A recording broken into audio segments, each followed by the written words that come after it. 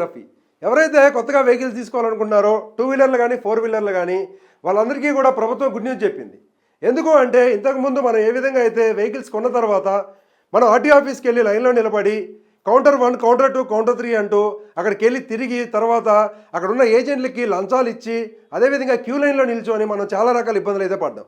అయితే దీని అన్నిటికీ సంబంధించి ప్రభుత్వం దీని మీద అయితే ఫోకస్ చేసి ఈ లంచాలు ఏవైతే ఉన్నాయో ఈ విధంగా ఏ విధంగా అయితే ఫ్రాడ్ జరుగుతుందో ఇవన్నీ కూడా గమనించి ప్రభుత్వం దీనికి సంబంధించి మొత్తం రిజిస్ట్రేషన్ సంబంధించిన వ్యవహారం మొత్తం కూడా డీలర్లకి ఇవ్వాలని అయితే డిసైడ్ అవ్వడం జరిగింది. దీనికి సంబంధించే కమిషనర్ ఇలాంబర్తి గురువారం ఉత్తర్వులు జారీ చేశారు. అయితే ఇక్కడ చూసుకుంటే దీనికి సంబంధించి కేంద్ర ప్రభుత్వం అమల్లోకి తెచ్చిన వాహన సారథి పోర్టల్ను పూర్తి స్థాయిలో అమల్లోకి తీసుకొచ్చే చర్యల్లో భాగంగా ఇకపై షోరూంలోనే వాహన రిజిస్ట్రేషన్ చేసుకునే సదుపాయం అయితే కల్పించారు.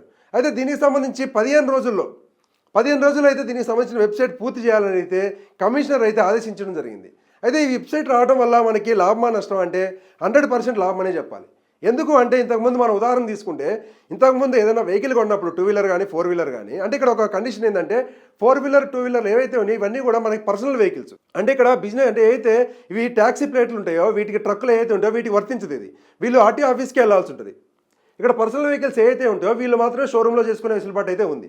అయితే ఇంతకుముందు ఎలా జరిగేదంటే మనం వెహికల్ తీసుకుంటాం పోతాము ఏదైతే మనకి డీలర్ ఉంటాడో డీలర్ దగ్గరికి వెళ్తాము షోరూమ్కి మంచిగా మనం పేమెంట్ చేస్తామో ఆన్లైన్లో లేదంటే ఏదో మనకు సంబంధించిన ఏదైతే మనకి లోన్ ప్రాసెస్ కానీ క్యాష్ కానీ కడతాము ఇన్సూరెన్స్ కడతాము తర్వాత ట్యాక్స్లు అన్నీ కట్టుకుంటాం. ఇంతవరకు క్లియర్ ఉంటుంది. మనకి వాళ్ళే ఏదైతే టెంపరీ రిజిస్ట్రేషన్ నెంబర్ ఉంటుందో టీఆర్ నెంబర్ కూడా వాళ్ళు జనరేట్ చేసి ఇస్తారు. ఇక్కడ వరకు మనకు ప్రశాంతంగా ఉంటుంది. దీని తర్వాత రిజిస్ట్రేషన్ కోసం ఒక 15 రోజుల తర్వాతనో నెల రోజుల తర్వాతనో ఆర్టీఓ ఆఫీస్కి వెళ్ళాలని చెప్తారు. ఇక్కడ అసలు ప్రాబ్లం వస్తుంది.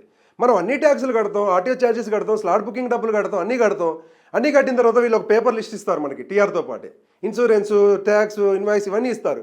ఇవన్నీ తీసుకొని ఆర్టీఓ ఆఫీస్కి వెళ్ళండి అక్కడ మీకు రిజిస్ట్రేషన్ అవుతుందని చెప్తారు. అయితే డైరెక్ట్ మనం వెళ్ళి రిజిస్ట్రేషన్ చేయించుకోవాలి యాక్చువల్గా. కానీ అక్కడికి వెళ్ళిన తర్వాత మనకు రెస్పెక్ట్ ఉండదు, మనకు ఆ ప్రాసెస్ తెలియదు, అర్థం కూడా కాదు. ఆ వెబ్సైట్లో ఏందో ఆ చలానా ఏందో ఏం అర్థం కాదు. సరే అర్థమై చదువుకున్న వాళ్ళు ఎవరైనా వెళ్ళి ఆడికి వెళ్ళి స్లాట్ బుక్ చేసుకుని ఆ టైంకి అక్కడికి వెళ్ళినా సరే మళ్ళీ అక్కడ పట్టించుకోరు అధికారులు. పట్టించుకోకుండా అక్కడికి వెళ్ళి ఇక్కడికి వెళ్ళు అని చెప్తూ ఉంటారు. మనకు తట్టుకోలేక అక్కడ వరుసగా సెటర్లు ఉంటాయి. ఏది వీళ్ళు ఏజెంట్కి సంబంధించిన వాళ్ళకి ఆర్టీఓ ఆఫీసర్లకి వాళ్ళ కనెక్షన్ ఉంటుంది. ఆ ఏజెంట్లు ఉంటారు. ఆ ఏజెంట్కి సంబంధించిన వాళ్ళు ఎవరో ఒకరి దగ్గరికి వెళ్ళి ఇంకా మన వల్ల కాదని చెప్పేసి వాళ్ళకి లంచాలు 500, 1000 రూపాయలు, 2000 ఇచ్చి మనం అక్కడ రిజిస్ట్రేషన్లు అయితే చేయించుకోవాలి. వాళ్ళ దగ్గర పోగానే మనకి ఎంత స్పెషల్ ఇది ఉంటుందంటే గుర్తింపు వాళ్ళు దాని మీద ఒకటి రాస్తారు. ఏది మనం ఏదైతే ఇవి ఇస్తామో మన డాక్యుమెంట్స్ మీద ఒక సంతకం లాగా పెట్టి ఒక నెంబర్ వేసి ఇస్తారు. ఆ నెంబర్ చూపించినప్పుడు ఆర్టీఓ ఆఫీస్లో అక్కడ ఏదైతే మన లైన్లో నిల్చుంటామో మన కౌంటర్స్ దగ్గర వీళ్ళు 1వ నెంబరో 2వ నెంబరో 3వ నెంబరో కౌంటర్ దగ్గరికి వెళ్ళమని చెబుతారు. అక్కడికి వెళ్ళిన తర్వాత మనకి రెస్పెక్ట్ ఎట్లుంటుంది అంటే డబుల్ అయిపోతుంది మన మీద రెస్పెక్ట్. వాళ్ళకి అంత రెస్పెక్ట్ ఇచ్చి మనకి ఒక ఫోటో తీసి సంతకం పెట్టించి అక్కడ నుంచి పంపిస్తారు. మీరు వెళ్ళిపోండి సార్ మీకు ఆటోమేటిక్గా అన్నీ మీ ఇంటికి వస్తాయని చెప్తారు. ఈ విధంగా స్పెషల్ ఎంట్రీ అయితే ఉంటుంది మనకు అక్కడ ఏజెంట్ల ద్వారా. అయితే అక్కడ మనం స్లాట్ బుక్ చేసుకుని వెళ్ళే పరిస్థితి లేదు. ఏజెంట్లు ఉంటేనే అవుతుంది, వాళ్ళకి లంచాలు ఇవ్వాలి. కాబట్టి వీటి మీద చాలా విమర్శలు వచ్చినాయి. ఎందుకంటే ప్రజలందరూ కూడా అంటే ఒక 50,000 నుంచి 80,000 మందికి కలిపి ఒక ఆర్టీఓ ఆఫీస్ ఉంటుంది. అయితే అంతమంది అక్కడికి వెళ్ళి అక్కడ లైన్లో నిల్చోవాలంటే కూడా ఇబ్బంది. కాబట్టి అయితే ఇదంతా చూసిన ప్రభుత్వం ఏం చేసిందంటే ఈ విధంగా ఎక్కువ విమర్శలు కూడా ఆర్టీఓ ఆఫీస్లోనే వస్తున్నాయి. అంటే 90% ప్రజలు 99 చెప్పుకోవచ్చు 99% ప్రజలు ఆర్టీఓ ఆఫీస్కి వెళ్ళి లంచాలు ఇవ్వకుండా పని చేయించుకున్నట్లు లేదు. ఎవ్వరు కూడా అక్కడ ఫ్రీగా వెళ్ళి అక్కడ పని చేయించుకున్నట్లు లేదు. నేనే ఎగ్జాంపుల్ తీసుకుంటే నేనే నా అడ్రస్ ప్రూఫ్ వేరే దగ్గర ఉందని చెప్పేసి నా అడ్రస్ యాడ్ చేయమని చెప్తే 2000 అడిగారు నన్ను.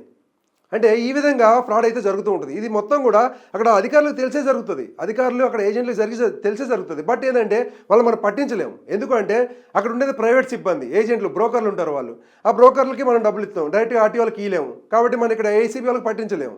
ఈ విధంగా అయితే అక్కడ ఇబ్బందులు ఎన్ని చూసిన గవర్నమెంట్ ఇట్లా కాదని చెప్పేసి ప్రభుత్వాలు ఒక చర్యనైతే తీసుకోవడం జరిగింది. ఒక వెబ్సైట్ క్రియేట్ చేసి దాని మొత్తం యాక్సెస్ మొత్తం కూడా డీలర్లకు ఇచ్చి డీలర్లు ఏ విధంగా అయితే మనకు టెంపరీ రిజిస్ట్రేషన్ చేసి ఇస్తున్నారో టీఆర్ నెంబరు అదేవిధంగా పర్మనెంట్ రిజిస్ట్రేషన్ కూడా ఆర్టీఓ ఆఫీస్లో కాకుండా ఇట్లా ఎవరైతే వీళ్ళు ఉంటారో ఇక్కడ షోరూంలోనే జరిగే విధంగా అయితే చర్యలు తీసుకుంది. దీనికి సంబంధించి వెబ్సైట్ కూడా 15 రోజుల్లో రెడీ అవ్వబోతుంది.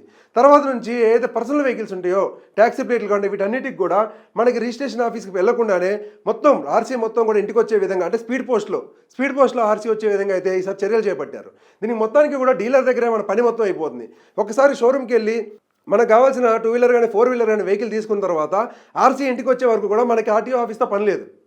ఈ ప్రాసెస్ అంతా కూడా మనకి షోరూంలో జరుగుతుంది. ఎవరైతే మనకి ఇక్కడ వీళ్ళకి సంబంధించిన ఎవరైతే షోరూమ్ వాళ్ళు ఉంటారో షోరూమ్ వాళ్ళే ఈ ప్రాసెస్ అంతా చేసిస్తారు. అయితే దీనికి సంబంధించి మనకి ఆర్టీఓ ఆఫీస్కి వెళ్లకుండా డీలర్ దగ్గరే మనం ఒరిజినల్ ఆర్సీ ఏదైతే ఉంటుందో మనకి పర్మనెంట్ రిజిస్ట్రేషన్ ఎలా పొందాలి, దానికి సంబంధించిన డాక్యుమెంట్స్ ఏమేమి కావాలి చూసుకుంటే మనకి ఇక్కడ ఏదైతే మనకి ఇన్వాయిస్ ఉంటుందో ఇన్వాయిస్ జనరేట్ ఇస్తారో ఇన్వాయిస్, అలాగనే ఫారం 21 అంటే ఇక్కడ మనకి సేల్ సంబంధించిన సర్టిఫికేట్ ఏదైతే ఇస్తారో అది, తర్వాత ఫారం 22 తర్వాత ఏదైతే ఇన్సూరెన్స్ ఉంటుందో ఇన్సూరెన్స్, అడ్రస్ ప్రూఫ్, తర్వాత రెండో వెహికల్ లేదు మనకు అని చెప్పేసి మనం అక్కడ డిక్లరేషన్ ఇవ్వాలి అది, దాంతోపాటు ఒక ఫోటో ఎవరైతే వెహికల్ కొంటారో ఫోటో, తర్వాత సంతకం, తర్వాత ఏదైతే మనకి వాహనానికి సంబంధించిన ఇంజిన్ నెంబరు, చాసిస్ నెంబర్ ఉంటాయో ఇవి అయితే మనం అయితే అక్కడ సబ్మిట్ చేయాల్సి ఉంటుంది. అంటే ఇక్కడ ఆటోమేటిక్గా చూసుకుంటే మనకి మన ఒక రిజిస్ట్రేషన్ ఆఫీస్ అంటే మనకి ఇక్కడ షోరూంలోనే అన్నీ ఉంటాయి. ఇప్పుడు ఇన్సూరెన్స్ కానీ సంబంధించిన ఫామ్ 21, 22 కానీ మనకి ఇన్సూరెన్స్ కానీ తర్వాత ఇన్వాయిస్ కానీ ఇవన్నీ వాళ్ళ దగ్గర ఉంటాయి. మనం ఎక్స్ట్రా ఇచ్చేదల్లా కేవలం మన ఫోటో ఒకటాను మన సంతకం, అది కూడా మనకి డిజిటలైజ్ అనమాట. ఎట్లా అంటే మనకి స్కాన్ చేసి ఇవ్వాల్సి ఉంటుంది.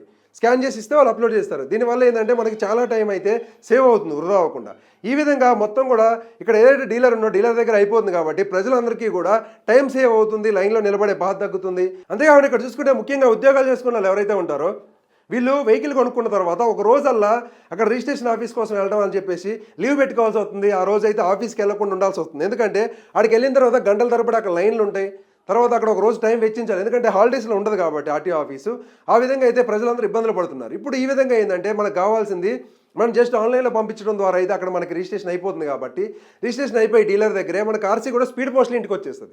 అయితే ఇక్కడే ఆర్టీఓ ఆఫీస్కి వెళ్లకుండా ఇక్కడ మనకి డీలర్ దగ్గర చేసుకోవడం వల్ల కొన్ని లొసుకులు కూడా ఉన్నాయి ఇక్కడ. ఎలా అంటే ఇక్కడ చూసుకుంటే ఏ విధంగా జరుగుతుంది అంటే ఇప్పుడు ఒక వ్యక్తి ఉన్నాడంటే అతనికి అడ్రస్ ప్రూఫ్ లేకపోయినా సరే, వేరే అడ్రస్ ఉన్నా సరే, వేరే అడ్రస్ ప్రూఫ్ ఉన్నా సరే, దాని మీద అక్కడ ఏజెంట్కి ఒక 2000 ఇస్తే ఏజెంట్ అయితే వాళ్ళు ఆటోమేటిక్గా చేతికి హ్యాండ్కి ఆ ఆర్సీ తీసుకొని సేమ్ అడ్రస్ మీద అయితే వాళ్ళు అడ్రస్ ప్రూఫ్తో అయితే వాళ్ళు ఆర్సీ కార్డు ప్రింట్ చేసి ఇస్తారు. కానీ ఇప్పుడు అది జరగదు.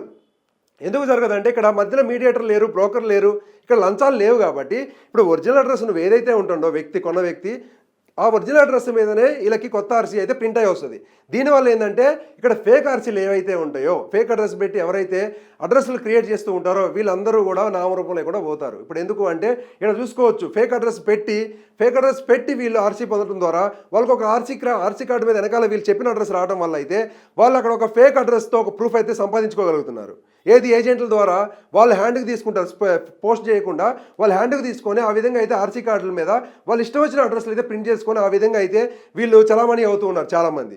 అయితే ఇప్పుడు ఈ విధానం రావడం వల్ల ఇక్కడ ఏజెంట్లు ఇక్కడ లంచాలు ఏముండవు కాబట్టి ఆటోమేటిక్గా నువ్వు ఖచ్చితమైన అడ్రస్ ప్రూఫ్ ఉంటే మాత్రమే నీకు ఇక్కడ ఆర్సీ పైన ప్రింట్ అవుతుంది అడ్రస్, లేదంటే అవ్వదు. ఎందుకంటే ఇదంతా కూడా డిజిటల్ రూపంలో ఎక్కడో ఆర్టీఓ ఆఫీస్లో ఉన్న వాళ్ళు ఆర్టీఓ ఆఫీసులకి తర్వాత ఇక్కడ షోరూమ్లకి ఏం సంబంధం ఉండదు కాబట్టి డిజిటల్ రూపంలో ఎక్కడో ఉండే వాళ్ళు వెరిఫై చేసి వాళ్ళు ఆ విధంగా ఆర్సీ అయితే వాళ్ళు అప్రూవ్ చేస్తారు. ఇప్పుడు సరైన అడ్రస్ లేకపోతే వాళ్ళు అప్రూవ్ చేయరు కాబట్టి ఇక్కడ ఫేక్ అడ్రస్లు కూడా పోతున్నాయి. ఇది చాలా మంచి పరిణామం ఇక్కడ చెప్పుకోవాలనుకుంటే. ఎందుకు అంటే ఇక్కడ అడ్రస్లు అన్నీ కూడా ఫేక్ అడ్రస్లు అన్నీ కూడా వెళ్ళిపోతాయి. కొత్తగా వాళ్ళు ఏదైతే కరెక్ట్గా ఉంటున్నారో అడ్రస్ అదే అడ్రస్ అయితే ప్రింట్ అయి అవుతుంది. ఎందుకంటే పోస్ట్ రావాలి కాబట్టి వీళ్ళు కరెక్ట్ అడ్రస్ ఇవ్వాలి. కరెక్ట్ అడ్రస్ ఇవ్వకపోతే ఆర్సీ పోస్ట్లో రాదు, ఎక్కడికే వెళ్ళిపోతుంది. అప్పుడు ఏమైతే ఆర్సీ కార్డు లాస్ అయిపోతారు, పోలీసు వాళ్ళు ఆపినప్పుడు చూపించలేరు. కాబట్టి ఈ విధమైన అన్నీ ఉన్నాయి కాబట్టి ఈ విధమైన అన్ని బెనిఫిట్స్ ఉన్నాయి కాబట్టి ప్రభుత్వం అయితే మంచి చర్య తీసుకుందని చెప్పొచ్చు.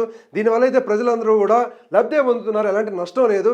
కాబట్టి ఇలాంటి ఏదైతే ఇప్పుడు ఈ విధంగా టెక్నాలజీని వాడుకొని ఏ విధంగా ఏదైతే షోరూమ్లకు అప్పచెప్పారో ఈ విధానాన్ని ప్రతి డిపార్ట్మెంట్లో గవర్నమెంట్ సంబంధించిన ప్రతి డిపార్ట్మెంట్లో కూడా ఇంట్లో కూర్చొనే పనులు చేసుకునే విధంగా ఆ వెబ్సైట్లను కూడా ప్రజలకు అందుబాటులో ఉండే విధంగా పనిచేసే విధంగా క్రియేట్ చేయాలి. దాని ద్వారా ప్రజలు అయితే లైన్లో నిలబట్టాలి. ఏదైతే కరప్షన్ ఉందో మెయిన్ ఇంపార్టెంట్, మన ఇండియాలో ఎక్కువ కరప్షన్ ఉంటుంది కాబట్టి ఈ కరప్షన్ కూడా నిర్మూలన ఈ కార్యక్రమం ఏదైతే చేస్తారో దీని ద్వారా ఈ కరప్షన్ కూడా నిర్మూలన అయ్యే అవకాశం ఉంది. కాబట్టి ఈ విధంగా అన్ని కూడా ప్రజలన్నీ కూడా ఆన్లైన్లో చేసుకునే విధంగా తీసుకొస్తే ప్రజలకు కూడా లాభం అవుతుంది. ఇక్కడ కరప్షన్ కూడా నిర్మూలించడం లేదు. కాబట్టి ఇదే విధానాన్ని అన్ని డిపార్ట్మెంట్స్లో కూడా అమలు చేయాలని అయితే కోరుకుందాం. Thank you.